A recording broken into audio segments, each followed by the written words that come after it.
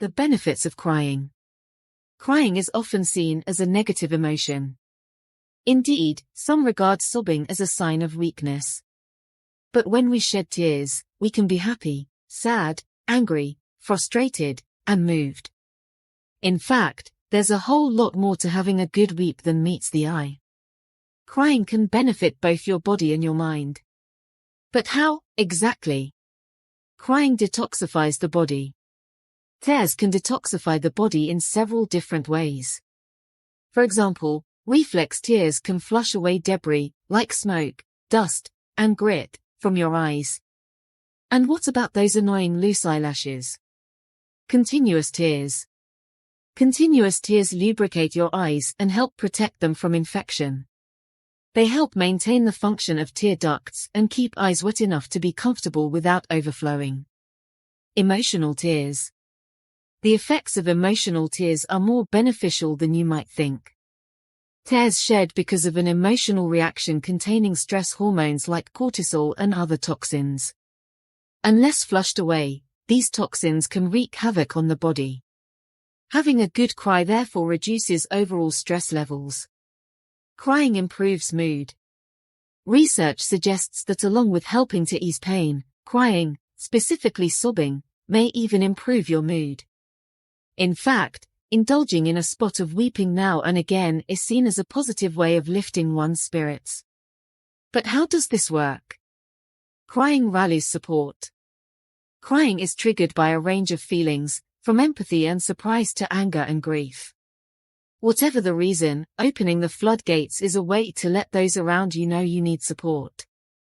This is known as an interpersonal benefit. Interpersonal benefit. Crying is what's known as attachment behavior. One only must hear a baby cry to realize it's in need of some tender loving care. Likewise, adults cry to obtain comfort and care from others. But this only works if you have a strong social support network to fall back on when the chips are down. Crying helps you recover from grief. It's never easy getting your heart and head around the death of a loved one, and crying is often an important part of the grieving process. A crybaby is a healthy baby. The first cry of a baby is something that signifies its entry into the world. More importantly, it indicates that a baby is breathing on its own and that its lungs have immediately adapted to life outside the womb.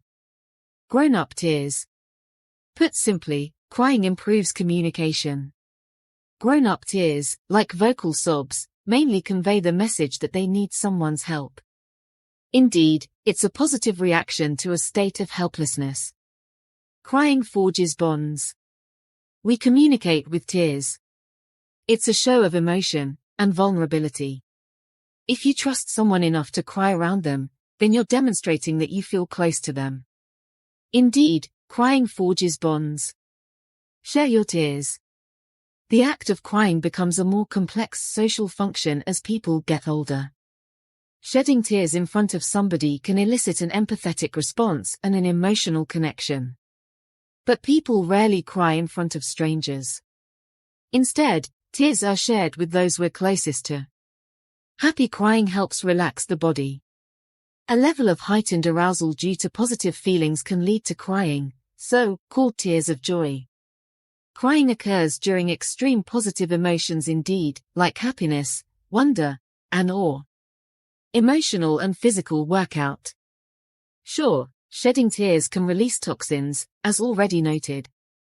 But sobbing uncontrollably can induce headache, a runny nose, blotchy skin, sweating, and full body shakes. In other words, having a good cry actually gives your body a pretty good physical workout. Crying lowers blood pressure. If you need to cry, do it. Holding back the tears can increase heart rate and blood pressure. Crying and venting is a cathartic experience, after which blood pressure and pulse rate slowly lowers. If you found this video enjoyable, kindly show your support by giving it a thumbs up, leaving a comment, and subscribing for future content.